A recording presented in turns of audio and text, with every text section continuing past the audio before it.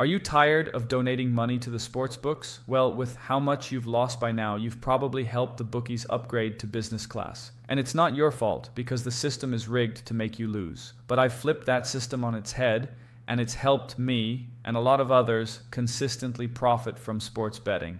I don't do ball knowledge picks or dumb parlays, but instead do what all professional bettors do, which is follow a math-backed strategy that works every single time. So in this video, I'll walk you through the 7-step system I use to beat the bookies consistently. But first, let's talk about step 1, because this is where most bettors go wrong. They lose bet after bet, swear they're just unlucky. But in reality, they never understood this one simple concept. Because have you ever been that guy? You know the one. Rent's due in 3 days. You're short $800, but don't worry. You've got a plan. You scroll Twitter, and boom, 6-leg heater. Banger of the day. The Twitter tipster tells you that his cousin played high school ball with the 3rd-string point guard, so it's basically insider info. You slam in $50 on a classic 6-leg rent parlay. First leg hits, you fist pump. Second leg, close one, but the gambling gods are on your side. By the 5th leg, you're already texting your landlord, check your Venmo. Now it's down to 1 leg. Your team's up 11 with just seconds left on the clock. And then with 0.7 seconds left, the ref blows the whistle out of nowhere. Foul on a guy who tripped over his own shoelace, and 2 free throws later, the spread drops to 9. You just donated to the bookies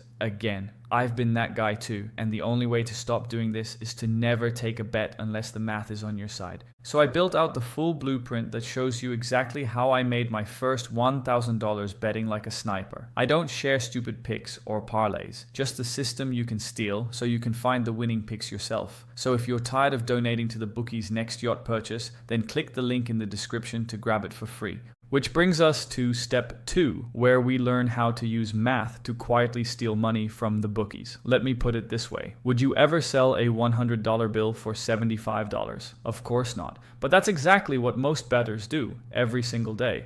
They take bets that are priced worse than they're worth. So let me show you how sharp bettors see the game. Let's say a sportsbook offers plus 300 odds on a team, but the real odds should be closer to plus 200. With plus 300 odds, that gives you a 25% chance to win, and plus 200 implies a 33% chance. So if you take that bet at plus 300, you're getting paid more than you should be.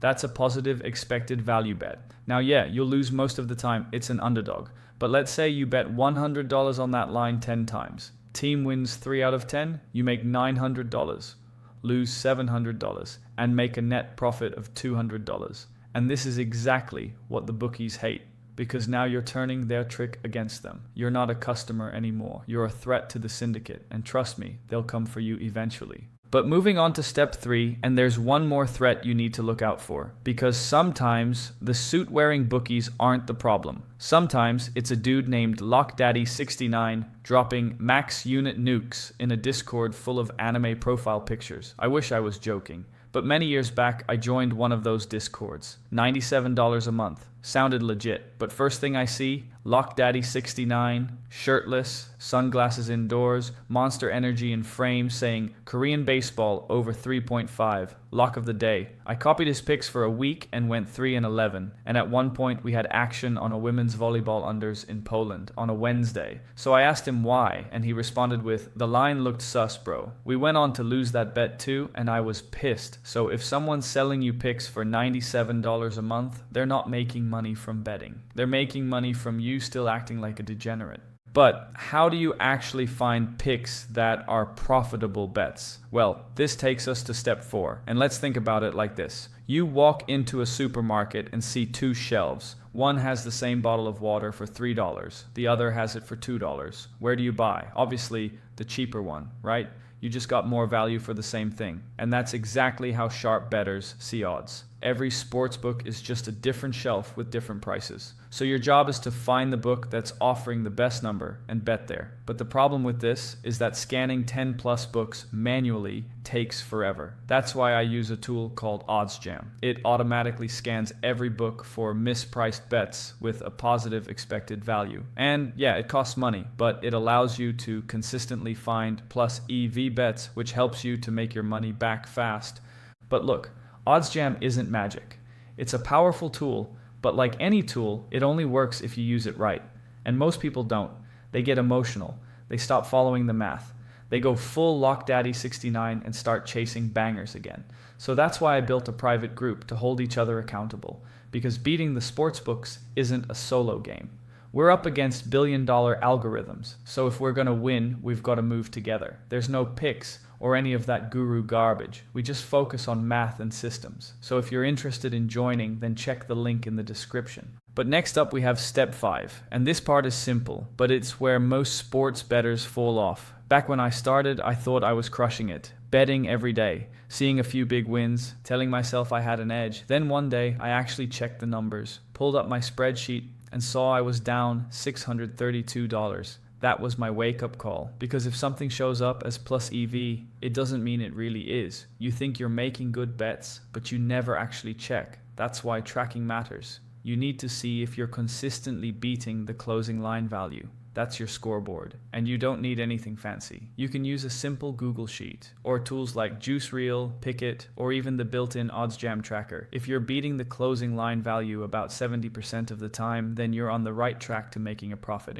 Which brings us to step 6, and this is where casual betting ends and real money starts stacking. It all comes down to one concept most people ignore. It's kind of like rolling a snowball down a hill. You start with a tiny snowball, but with every turn, it picks up more snow and the ball gets bigger. And the same idea applies here. You're not looking for home runs. You're stacking 3 to 5% edges, day in, day out. It's boring in the moment, but over time, it gets wild. Let's say you start with a $5,000 bankroll. You stick to 1% bet sizing, take 5 good bets a day, and only hit bets with a 3% edge. Doesn't feel like much at first. And after a year, you're only up $3,000. But if an investment gave you 60% ROI, you'd be bragging about it, right? Now fast forward a few years and the compounding kicks in hard. By year 6, you're sitting at $10,000 a month. And by year 10, you've cracked $1 million. Obviously, life's messy. You'll withdraw, deposit, hit limits. But the core principle doesn't change. Small edges stacked over time will build serious wealth.